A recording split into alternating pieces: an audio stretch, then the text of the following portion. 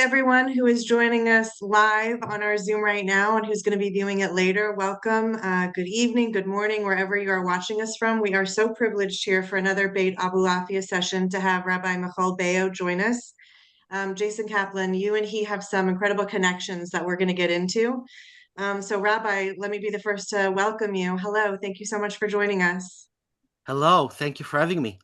It's our pleasure. Jason, would you please share a little bit of a bio and then talk about this Hakara Satov connection here that we've got?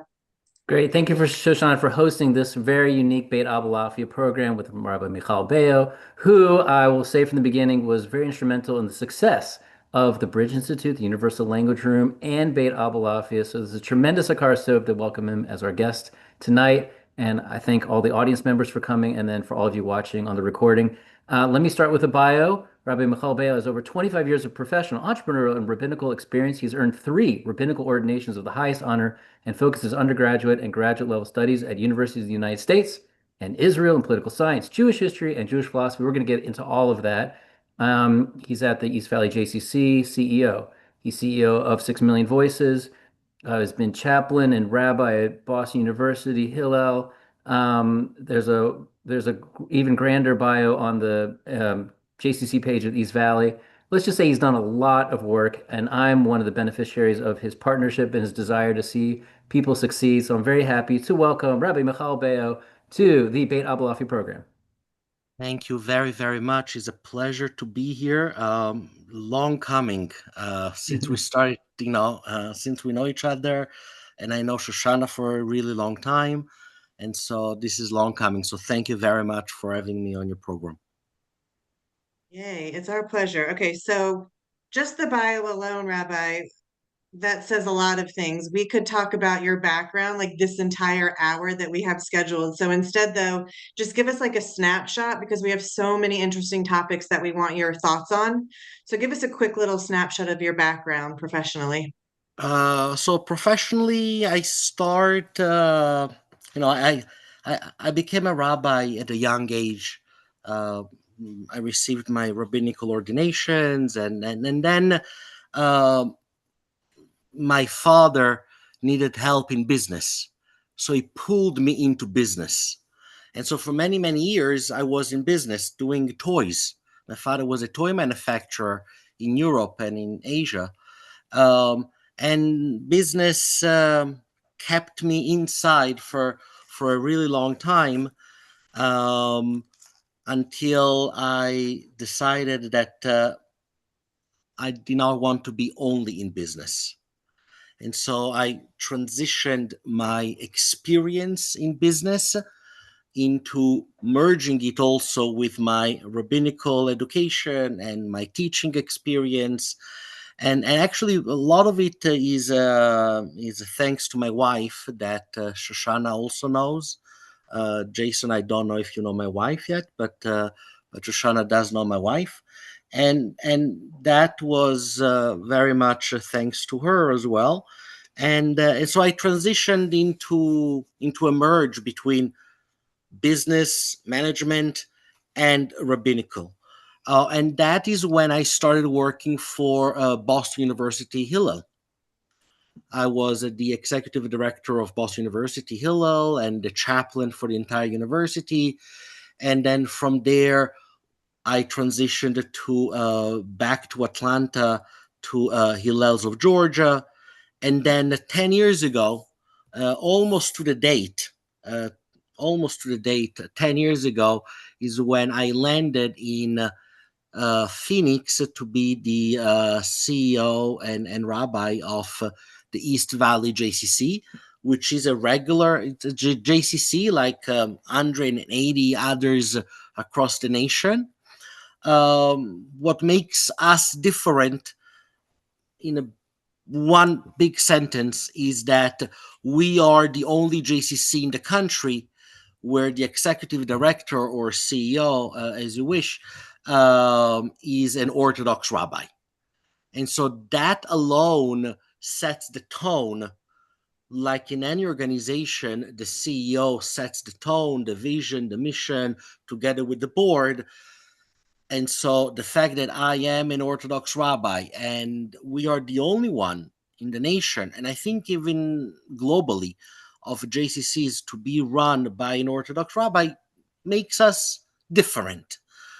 Whether that difference is good or bad, I let it to others to decide. But we're different. No, I think it's definitely a good thing. We're going to get into that a little bit more later on, Rabbi. Um, let's segue. First of all, I want you to tell everybody where your accent is from, and then after that, talk about your path to Maimonides. And then Jason, you're going to jump in after that because you share some very similar connections with Maimonides with Yeah. Rabbi Beyo also.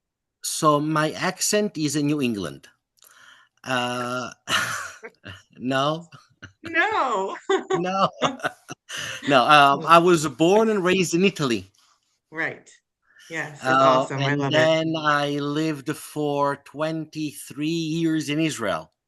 Right. And so it's a combination between an Italian and Israeli accent with a little bit of French, because I lived in France for a while, in the mix.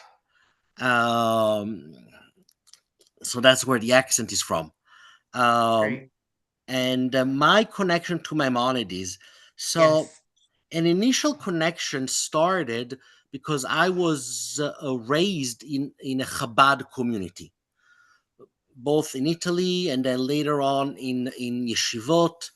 I I was one of the many Chabad students, rabbis that you see in the street putting on tefillin, and if you don't put on tefillin, the world will collapse. That is my background, and for those who may know or not don't know, Chabad pushes very much the study of Maimonides, but only certain books of Maimonides. Specifically, is a code of Jewish law, which is known as Mishneh Torah. And in fact, I was not aware even that Maimonides wrote so many other books that are outside of specifically Jewish law. I mean, I knew that he wrote the Guide of the Perplexed, this esoteric work that nobody really studies, but I was not aware of many of the other works that Maimonides has actually written. But that is my first connection with Maimonides. My second connection with Maimonides actually came through a little booklet many years ago. We're talking, over 30 years ago, maybe more.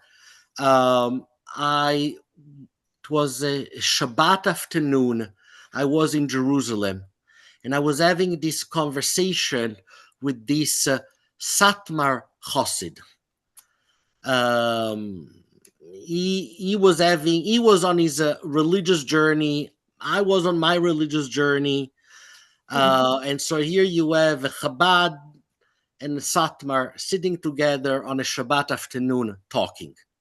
Amazing. And he and we found a lot in common. And he pulls out this little booklet called Am Eretz Umedina, which I don't know if Jason is aware of this little booklet. Am Eretz Umedina, which translated would be people, land, and state. The author is Professor Yeshayahu Leibovich. And it's a little booklet, and I am and he lends it to me, and I read it, and I'm fascinated by it. And it opens up so many Pandora boxes. And actually, I was in Jerusalem, and I started going to his classes in his home, because he had an open door policy in his home. He had classes, and for a while I'm able to go and everything. And for those who don't know, Professor Yeshayahu Leibovich was one of the preeminent minds in the Jewish world in the last generation. He was either hated or loved, all for probably wrong reasons. I started reading everything that I could get my hands on, written by Professor Leibovich, and his sister is better known or less controversial, Nechama Leibovich. His sister, much less controversial. Which one is that? Oh, I just wanted to show Nechama Leibovich's Oh yes, yeah, commentary on the Chumash right. from the So Perfect. Parsha. Nechama Leibovich is Yes. definitely much less controversial than her brother, and they're both fascinating people, amazing on their own, each one on their own. And so I started reading everything that I can find of Professor Leibovich, and he is a Maimonidean. And everything that he speaks about, he pulls Maimonides. Now, whether his interpretation of Maimonides is correct or not correct, we'll leave that aside for a moment. But that is my second wave of introduction to Maimonides, not only to Maimonides' Code of Jewish Law, but mostly to all the other works of Maimonides. That's the second wave. And then the third wave is when I decided to be brave enough and open the Guide of the Perplexed by myself. And the Guide of the Perplexed and other works of Maimonides by himself, meaning without the filtering of others. And by this time, I had read many other books by many other philosophers and historians on Maimonides, on all kinds of topics and books, etc.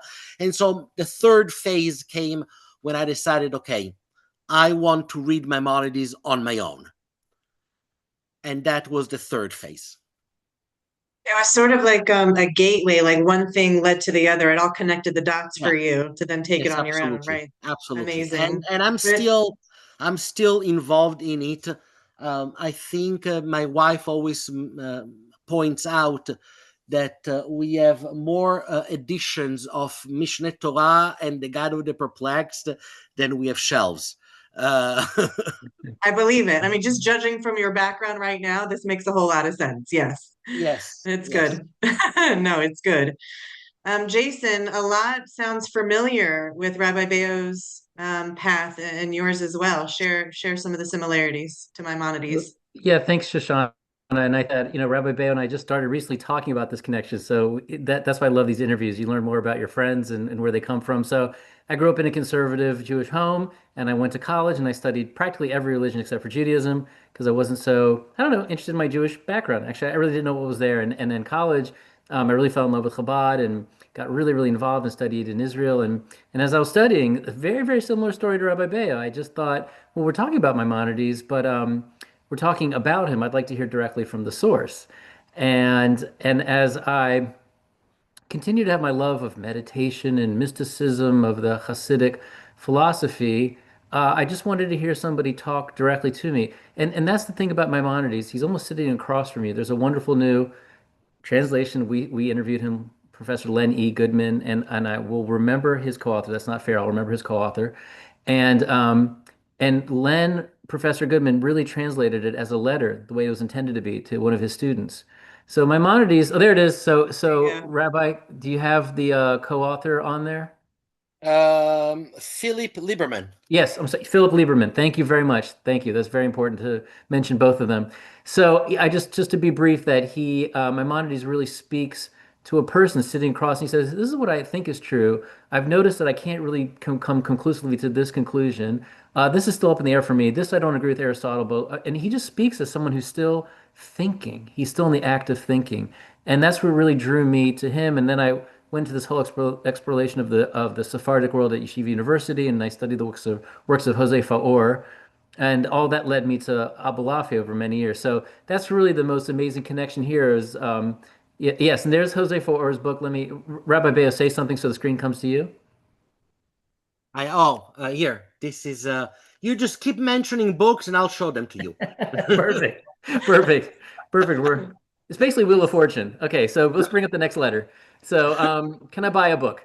And so Jose Faur is No, but Homo it's true Mysticus. because I got to also to Jose Faur through reading various books on the Rambam, and then somewhere I found Jose Faur, right? Which again, another example of the education that was denied to me in my youth, that such a big Talmid Chacham like Rabbi Faur is not taught. Correct. Correct. And I happened to meet the Uter family, Alan Uter, Rabbi Alan Uter, Rabbi Josh Uter, who connected me to the writings of Faor. And so just in conclusion, from my viewpoint, Faor really helped me understand there could be even a philosophical and mystical reading of the Rambam. The Rambam is not in any way, shape, or form a Kabbalist. He had his own system and his own worldview, and I don't even think he had a system. He just spoke what he thought was happening. But the thing I love about the Rambam is in the world of mysticism and meditation and post-rational thought, he never said anything. Because if he did, you'd be copying him. And so he calls it the Rashi Prakim or the Dalil in Arabic, the pointing for the perplexed. He points people in the right direction. So that's how we share Maimonides. And clearly I'll share a taste for books also. Quite similar. It's good. Just keep passing them around. So Rabbi, you mentioned that you and I know each other from when our families were living in Atlanta together, a bunch of years together, and we spent many Shabbases together. Your wife and I were such good friends. It's lovely to connect this way. But I was able to connect you, Rabbi, with Jason. And so that's how y'all's friendship and partnership started to blossom. Give us a little bit of info about how you and Jason have worked together, Rabbi.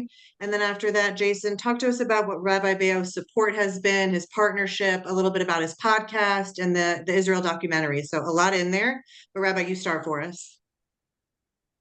So my connection to Jason started because yes, I don't remember exactly who connected us. Probably you or Yeah. yes, Yeah. Because Jason and was like, Jason saw that we were either Facebook friends or some other way. And he was yeah, like, hey, do you know this guy? And I was like, actually, I happen to, yes. I'm yeah, happy to put y'all in touch. Yeah. and I don't remember even the first conversation I had with Jason was about was my podcast, right? Was conversation with the rabbi, and Jason was one of the guest speakers that I had at the time. And then Jason started discussing with me, talking to me about this idea, this concept that he had about uh, the language room and Beit Abulafia and all the amazing things. I am very, very impressed, by the way, of everything that Jason has done single-handedly almost in creating something beautiful and meaningful out of nothing. And really, really, it's really, really impressive. And the connection that he has made, or that he has fostered, and so on and so forth. So that's how we started, and my connection came in that way. We were discussing his project and what we do, and my idea was that I wanted to help if I could in some ways what Jason was doing, and that's how we started.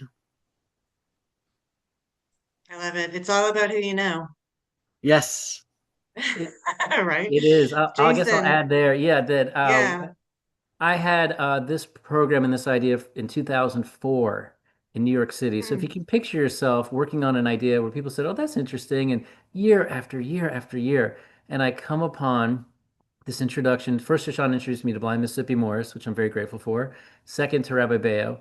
And by the way, we know Rabbi Beyo is Italian because he's talking with his hands on the camera. So we know.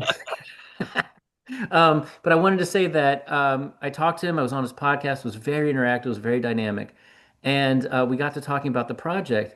And then I knew he was an entrepreneurial rabbi because I've been working as an entrepreneur for so long. And he said, "I like what you're doing. What can you do with this kind of funding for a klezmer festival?" And we got Boo Mitchell's Royal Studio together. We got the band together. We got Sikhs and Baha'is and Muslims together. We still send that video around to a lot of people who get more interested in the project. And I would say that was during COVID. It was right when it started.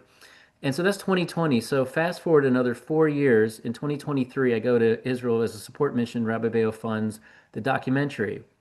And then people start asking about Abulafia from the documentary, and I meet Rabbi David Sampson because someone in Memphis saw the documentary.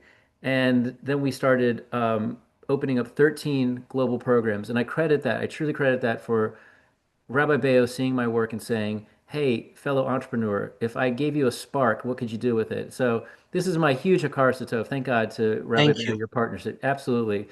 Thank you. To have the vision to say, "Hey, you've done this for like 20 years without much success, but I bet you have potential here." And he unlocked what people say to me now, like, how do you have this program? I say, well, let me tell you the partners. I mean, I appreciate the compliments because I stuck with it, but let me tell you the partners that I've worked with. And we have a partner page for Rabbi Bay on the 6 Million Voices, which we'll get to, in East Valley JCC. So anyways, it's very meaningful to me to bring him back on as someone who, as I said about Maimonides, he's always thinking, he's always open to ideas, very conversational. And I think that if I could suggest that there's a model of future rabbis who say, yeah, I believe this, but tell me how I can help you on your path. And then that's what I really see in him. So I really want to thank him on the it's a Thank you. great opportunity. Thank you very, very much. It's um, what brings me success for me is seeing the success of Jewish people, and that is success. And so whether it comes through the East Valley JCC or through Beit Abulafia, that is success. I love it. It's a love fest. It is. Okay, Rabbi, you shared with us that your full-time job is the CEO, Executive Director of the JCC. I think that because you're an Orthodox rabbi, it affords you the ability to bring a different approach, a different viewpoint. You're super learned, but you also have this business background, right? So it's all of the things together. So talk to us a little bit about your day-to-day, the operations of the JCC, all of that as an Orthodox rabbi leading this giant institution. So my wife always says that you can take the Chabad out of me, but you cannot take, no, you can take me out of Chabad, but you cannot take Chabad out of me. So basically, we have a JCC that when one thinks of a JCC, immediately you think of membership dues. Well, we don't have membership dues. You think, right. You Wow. think Say more of, things about that. Yeah. yeah. So we don't have membership dues. Another thing, when you think of a JCC, you think of a basketball court. Well, we don't have a basketball court. And you think of sauna. Well, we don't have a sauna and we don't have a gym. So people ask me, okay, so what do you have? And my answer is we have a community. And we have a community. We cover a huge geographical area, huge, really, really large. We have roughly just here in our geographical area, we have probably around 30,000 touch points a year. We do more than 100 programs a year. We have two programs that are where we charge, and those are our early learning center, where we have about 150 kids from the age of 6 weeks to kindergarten. And last year we opened the kindergarten as well. And we have camps. We have 4 day camps a year. Every time public schools are closed, we are open.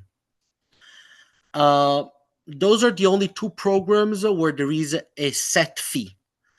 All the other programs are for free. And we rely on donations, on grants. That's what we do. And so we need to be very strategic on what we do and how we do things. And the reason that we decided not to have membership dues is because, and all of our programs are free, or is because I don't believe that you can create a community where there is a financial barrier or there is a financial link. I don't want people to feel that they are treated differently because of the donation they give. So nobody knows what people give. I am the only one who knows what people give. We don't have a plaque that says gold donors, silver donors. We have a few of those. Those are, I inherited those on the doors on a few of the offices. And when people come in our building, they will be greeted by their first name or by their last name. They're not a number. And even though my official job is to be the CEO, everything I do as a rabbi or as a chaplain is an added bonus. And so we created classes and chaplaincy, and I go visit people in their homes, hospitals. So we do baby namings all the way to funerals. We distribute about 6,000 meals to poor people. I don't care whether they're Jews, Muslim, or Christians. We have a food pantry that supports roughly 300 families. We give micro grants, which are not the that many cities there is a Jewish free loan. So we don't give loans because what's the point of giving a loan to somebody that cannot pay electricity? So when people have a need, we are there, and we're there in whatever way we can. And on top of it, we do lectures and get-togethers and programs for parents and programs for seniors. And 10 years ago, I started a program called Open Beit Midrash with the 3 people. And today, on your podcast right now, you have 2 ladies that come to Open Beit Midrash. One of them is Miss Rhonda.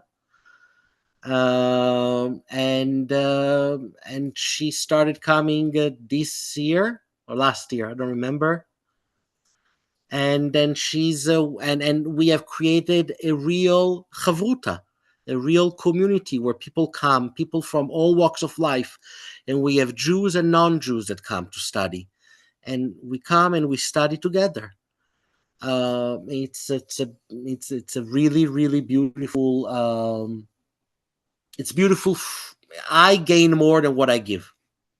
It's amazing. It sounds like you're sort of several different agencies all wrapped into one, right? You're like the JCC and a federation, and you're a school and you're a shul. Like you're providing all of So the things. absolutely yes, and that is given by the geography and Jewish politics of Greater Phoenix.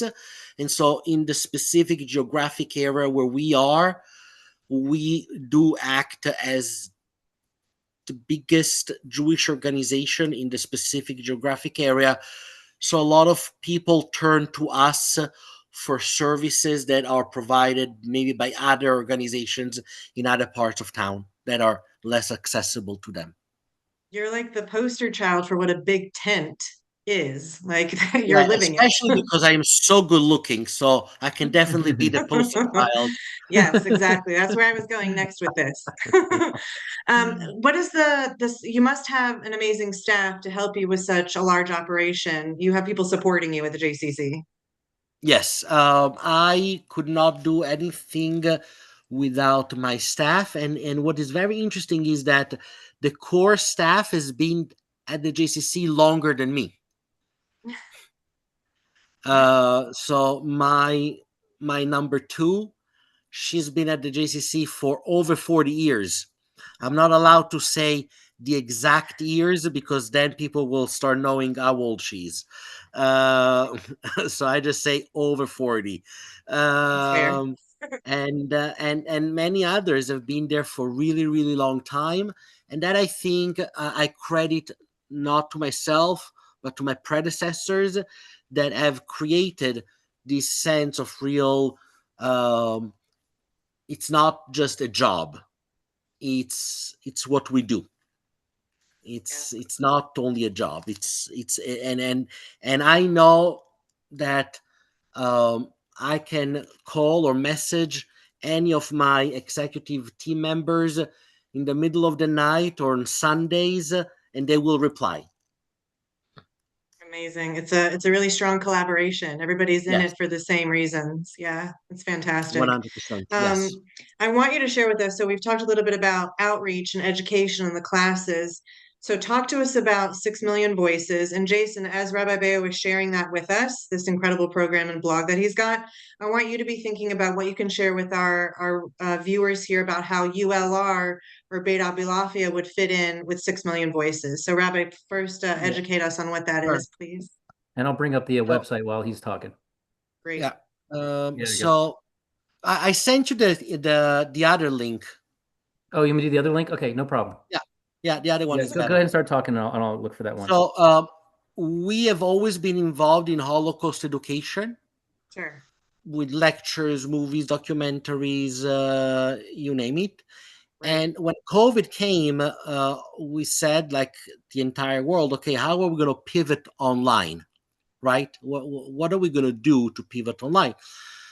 So, to make a long story short, we started collaborating with Holocaust educators, expert on Auschwitz, to provide online tours of Auschwitz. And soon we realized that the medium that we were using, meaning a Prezi presentation and Zoom, were not good enough for what we wanted to do. And so the entrepreneur in me said, okay, we need to create a platform that can deliver my vision. And so what you see here on the screen is what we have achieved after 2.5, 3 years. As of today, we have about 300,000 people in America have participated in one of our sessions, whether on Auschwitz or Kristallnacht, whether those are live or interactive or on demand. We have done about 70,000 high school students from hundreds of schools across the nations, and we keep doing those. What you see here is on this URL, on this link tree, you see here the Kristallnacht interactive session. You see also the live virtual tours. You see we did a specific program for American Sign Language. And so we created a very, very unique platform where on top of the platform, we're able to create and put any topic that we want. And we have in-house also, besides technological abilities, but all these AI videos were created in-house.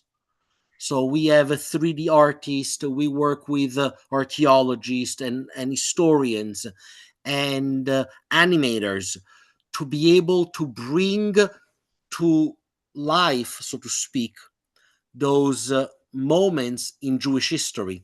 So as of today, we have done Auschwitz. We have just released last week Kristallnacht. These are images from Kristallnacht. We are going to come out very soon with Warsaw Ghetto Uprising. And then after that, we are going to come out with another session called Journey Through Faith. We're going to put a pause a little bit on Holocaust education. We're coming out with another session called Journey Through Faith. And we have a long list of other topics that we plan to create, as well as collaborate with other organizations in America and outside of America, to be able to provide the best education, immersive education that we can. One of those upcoming programs will be an interactive session on Auschwitz in Arabic for the Arab speaking world. And so that will be coming out very soon. And so those are some of the initiatives that we do through 6 Million Voices. What is the feedback that you've gotten? I've not seen a site like that before. Immersive really is the right descriptor for it. What do people say after they've taken a class, or they've checked out the website, or they've had an opportunity to visit it? Well, I can tell you that on a quantitative feedback from 0 to 5, our score is about 4.8.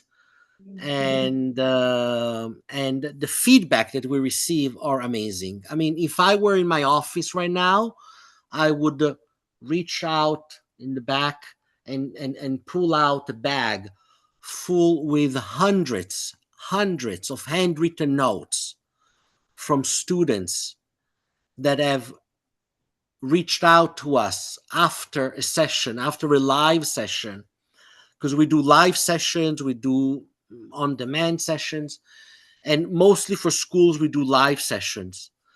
And in general, the feedback is amazing. It's really, really amazing. I'm just back now from I was in Israel for a few days, and part of what I did in Israel, I met with a number of organizations to create sessions together with them. And we're talking here to organizations that everybody wants to collaborate with. And they told me straight out, they've never seen what we do. And so the opportunities are really, really, really interesting and amazing. And the way I see it is that which is what 6 Million Voices does, is there is a cost for the individual, for the schools to participate, that funds what we do at the East Valley JCC. Amazing. So it's all connected. Yeah. it's all connected, and it goes Yeah. back into being able to do what we do, which includes supporting East Valley JCC, but it also includes last November, we were able to purchase a Torah that was desecrated over the Holocaust. We fixed it, and then we rededicated it at the site of the Nova Festival in Israel, and we donated that Sefer Torah to a high school in Israel. So those activities we're able to do because everything is connected ultimately. Right. That's amazing. That's just, like you said at the beginning, when Jews are successful, that's what you're aiming for. And it sounds like that's what you're accomplishing with all of your work. Yeah, I'm going to play Connector again. I'm on the Holocaust Committee here in Memphis. My grandparents were survivors. And I think that what you've created would be hugely beneficial to our committee here in town. We train people locally to go into schools and give these classes. So, And I think so that let's there's connect more room for offline. collaboration, Let's right? connect offline, and then I Yes. can I Yes. can do a sales pitch. Perfect. Done. Okay. I will be that connector again. Jason, so speaking of Wonderful. connections, talk about ULR and Beit Abulafia and its connections with 6 Million Voices. Well, we've Rabbi Beyo and I have talked about that and in a way that ULR could be part of some type of offering, which would be somewhere in the future. I think the way we've talked about it is that we know what happened that went wrong in the past, and Rabbi Beyo is a big support of what we could do to prevent it and get around it. And we see it's rearing its ugly head again, and it's quite frightening and challenging, and it's also an opportunity that history is trying to repeat itself, and people are trying to repeat these things. So I will tell you that I've since 2023 on October 7th. Before that, really read history books, thinking I just don't understand how anyone could let this happen or how could this happen. And unfortunately, it's just very real now that people get caught up in these frenzies of hatred, and they can't get out of them. And I think the universal language room, I think Beit Abulafi is the disruptor of these programs of hate. And I'm really against fighting anti-Semitism. I just don't know how you fight it. You know, you just throw fire onto fire. And I don't know how you just go against anti-Semitism. I'd really like to create philo-Semitism and love of the Jewish people. And, you know, just mention like the Intel chips and the ways and the polio vaccine, like hashtag you're welcome. And maybe you didn't realize that that came from us amongst thousands of other inventions. And what I think is if you compare what Rabbi Beyo is doing to what I grew up with, which is like watching a lot of Holocaust videos at Sunday school, and he really has this interactive piece and it really comes alive in terms of a historical event rather than the black and white videos of you know the results. I think people need to know where history started, where it can lead to, and I hope at at some point we've had these discussions. I'm very happy to have discussions with him of where ULR and Beit Abulafia could fit, as I've mentioned earlier, that he gave the spark to let it grow, and it's doing very well. If I could come back and help him enhance his projects, it'd be a great blessing for me. So I think we're talking about it, and I think it's a fit. But the reason that I really wanted to do this podcast with him is that he's one of these unsung heroes of our Jewish community with this model and this success in Phoenix, and it's locally very well known. But I think it should be known nationally. And although even maybe we have 1,000 or 1,500 views of this, it's very, very key people that watch our podcast, and I hope that it'll open up more doors. Thank you. And if I may say something, up until October 7, I thought that you can fight anti-Semitism in a marginal way. And after October 7, I couldn't agree more with Jason. We cannot fight anti-Semitism. It's a virus that morphs, and there is no cure for it. We can understand it. We can try to understand it. We can try to historically, not historically, and all of it. But we are all familiar with what happened on October 7 and what happened on October 8 and since. When I first started 6 Million Voices, the goal was Holocaust education. Now the goal of 6 Million Voices is Jewish education. Jewish. That's why the next work that we're coming out is Warsaw Ghetto Uprising. I want to show and teach how we fought as well. Even how we teach Holocaust education in Auschwitz is different, because now we infuse what we teach with strength of faith. It's interesting that every single hostage that came out from the tunnels from Gaza, each one of them speaks so strongly and passionately about how much faith helped them. It's unbelievable what they went through and how faith helped them, and is helping us by hearing their stories. And so I think that the way to fight anti-Semitism is to be strong Jews, to know our history. Something that I noticed. I taught for many, many years in conservative and reform Sunday schools. They don't teach you Jewish history. They teach you how to read Hebrew. They teach you holidays. They teach you life cycle. But they don't teach you Jewish history. And if we have no understanding of our history, then any schmuck can come and tell us that we are white colonizers, and we're going to say, yes, okay, yes, we are. Because we don't know our history. And we have no Jewish identity as a people, as a proud of who we are.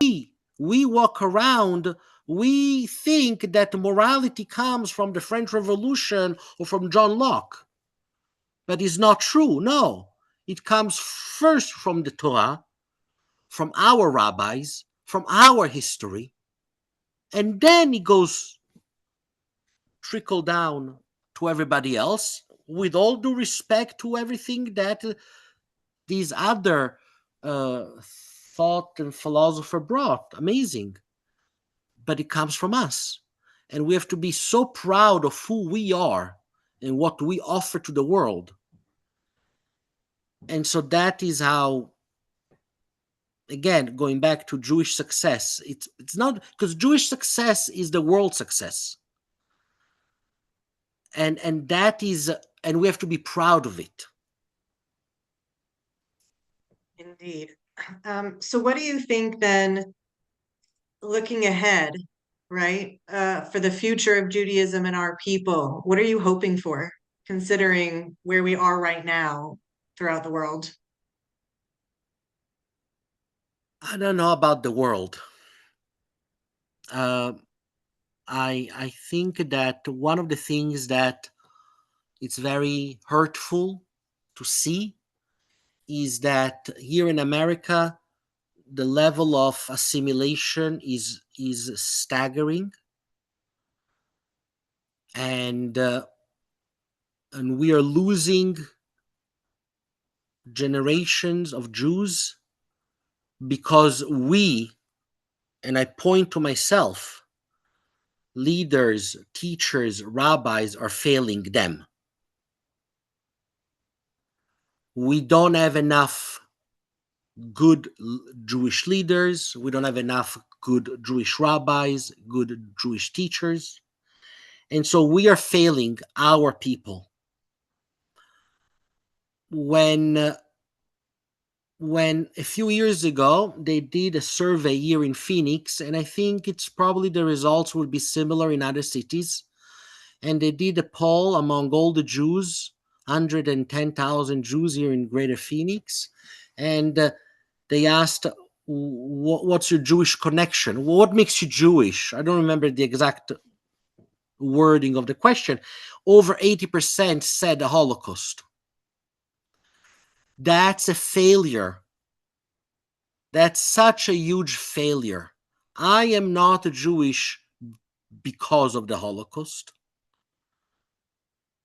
I am Jewish because I carry over 3,000 years of Jewish history. And I am the link of that amazing history. Whether you want to keep Shabbat or you don't want to keep Shabbat, or however you want to keep Shabbat, be Jewish. Even if you don't keep Shabbat, be Jewish about it. But we are losing because we're not because we are afraid to be particularistic, because we need to be, for everybody, the JCC, open tent, and we are for everybody. But if I don't know who I am, I cannot be anything for you. And that is what I hope. I've always said that if there is a symbol that unites Jews, doesn't matter whether right-wing, left-wing, religious, not religious, Ashkenazi, Sephardi, one symbol. And I ask, people tell me, oh, it's the Magen David, the flag of Israel. No, you know what it is? Unfortunately, it's a swastika. If you show a swastika, I don't care what kind of a Jew one is, we have a gut reaction. We don't have the same gut reaction if you show a Chanukiah, a menorah, or whatever. And unfortunately, October 7 happened. We cannot take that away. It happened. But look what happens in Israel. In Israel is, since October 7, there is a unity. people are connecting more. People want to be more connected despite the differences of this one and this one. And there is no place that you see it more than in the army. And you see this every day, soldiers that they vote differently. They cannot eat in each other's homes, and they're fighting together. They're saving each other's lives. And so maybe what happened on October 7, maybe the fact that we have an anti-Semite that has been elected in New York, maybe the rise of anti-Semitism, maybe these kinds of things are going to unite us to make us realize that anti-Semitism is here to stay. And so let's be proud of who we are. We have got nothing to be ashamed of. The opposite. We have got nothing to be ashamed of as a people. Maybe as individuals, yes. We're human still. Right. As individuals, we have plenty, maybe. But as a people, we're nothing to be ashamed of. And we have to be proud of it. And I wish that we are able to put this, inject every Jew with this sense of Jewish pride. I love it. That's wonderful. As we begin to wrap up here, that hopefully that's what people will take away from this, is that we're stronger together, right? 100%. Jason, right. Jason, what do you hope for the future? And then talk to us a little bit about, as we wrap up with this, what bringing Rabbi Beyo on the show has meant, and it's really come full circle for both of y'all. Yeah, I think that, thank you, Shoshana. Thank you for hosting. Thank you, Rabbi Beyo, for joining us, and quite an adventure for me, as I've learned so much about you in terms of a lot of other areas of especially the breadth of your projects and the reach that they've had. And my own hope for the future is that we do find a solution for particularism and universalism. It's something Rabbi Beyo and I talk a lot about. Sometimes in the Kabbalistic corners, there's this Jewish soul and a non-Jewish soul, and this whole thing of this dichotomy, which I can't accept. And then sometimes on the more liberal side of Judaism, there's just no differences at all, where you should all be dancing around the circle together, and I can't go for that. So I don't know what the exact solution is. I don't think I have it. But I think with Beit Abulafia and other programs, we're just showing that we're struggling with proud Jews, very proud to be here, serving God, and serving God to elevate all humanity and to say that everyone has a godly soul, everyone is created b'Tselem Elohim. And we have to do that as the chosen people. Chosen to be what? Superior? No. Chosen to be messengers? Yes. The few, the proud, the Jews. And that's a very good and noble mission. And something that happened with Jews being westernized and post-Holocaust was this attraction to being the victim. I don't know where it came from in Western culture. I haven't studied it enough, but people feel that their life is more meaningful if they're the victim. And we put that victim mentality all throughout our education about Holocaust stories, things like that. And it kind of covers up even the need to teach it, right? You do need to teach it. So, anyways, to be a little bit shorter in my remarks, is that it's a very dynamic relationship with Rabbi Beyo, and because he struggles with the same concepts. How do we serve all people, keep our Jewish people intact? And in terms of the failing to reach certain people, I've seen those failures up close when I've had a question for rabbis and they're like, "You don't know what you're talking about." I'm like, "Try me," you know? And I would really love a new world of rabbis saying, "Here are the tools of Judaism. Here's the Home Depot of Judaism. Pick out the tools to build your Judaism." Of course, we feel in a halachic framework, but the idea that you should be this path, or this path, Yeshiva, Chabad, Breslov, Modern Orthodox, I really hope that all kind of washes away into some type of real knowledge of Hashem, closeness to being with Hashem. So let me conclude with this sharing of the screen to be very proud to show you. Each one of these 13 programs I credit Rabbi Beyo's vision. New York, Amazing. Rajasthan, Sri Lanka, Memphis, Wow. Colombia, Punjab, Miami, Uganda, not Bali, but the other side, Jakarta, Indonesia, Bali is down here. Another Have Rajasthan. you gone to all of these places? That's my wish list. So speaking of donors, if there's a donor out there that wants to fly me around the world. It's But I've gone to all amazing. these places on Zoom to teach them and how to set it up. And then this video of going to Israel, this documentary in December of Yeah, 23, 2 months after. This was because of Rabbi Beyo. And we've kept those connections going with the Muslims and Christians and Jews we met there. And we're going to build on it wonderful. as we go back. So, and then finally over here is the new Beit Abulafia website.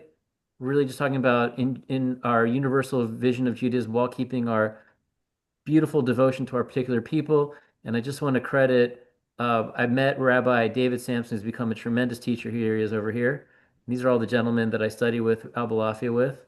But particularly just want to Wonderful. highlight Avram Leader and Rabbi David Sampson. And I met him because I did the video and one of his students saw the video. So it's the enrichment in my life for Rabbi Beyo's connection and belief in what I was doing is tremendous. With that, I want him to have the concluding thoughts, but I do want to say thank you everyone for joining. My parents, Judy Martin, Avram, Ann, and Rhonda, thank you so much for joining. But big special thank you to Shoshana for doing about 5 years of this program and giving your time to this. This is a huge full circle to me, and it's a really special moment to see something grow and to stick with it, and just all of, Shoshana, your partnership, Rabbi Beyo, your partnership. Thank you very much. What comes to my mind is that in the Hasidic world, there are nigunim. Nigunim are songs without words, because words are limiting. So I think that a lot of what you do with the music that you spread is without words, because without the words, it can actually unite people that speak different languages, and you should be matzliach, ta'ale mala, Amen. be matzliach in everything that you do. Thank you very much for allowing me to be a little puzzle in this huge empire that you're building. Thank you. Thank you. Shoshana, you can close this out. Thank you very much, Rabbi Beyo. No, Thank it's you. our pleasure. The wonderful thing about these programs that we do is that it really sets up our week, right? We always talk about bringing light and these things that we need to think about, the unity and our pride and being connectors and just bringing more light to the world. So Rabbi Beyo, you brought that to us this time and we are grateful. Thank you. Thank you so Thank you, much. Jason. Thank you, Baruch Hashem. Thank Thank you. you. Thank you.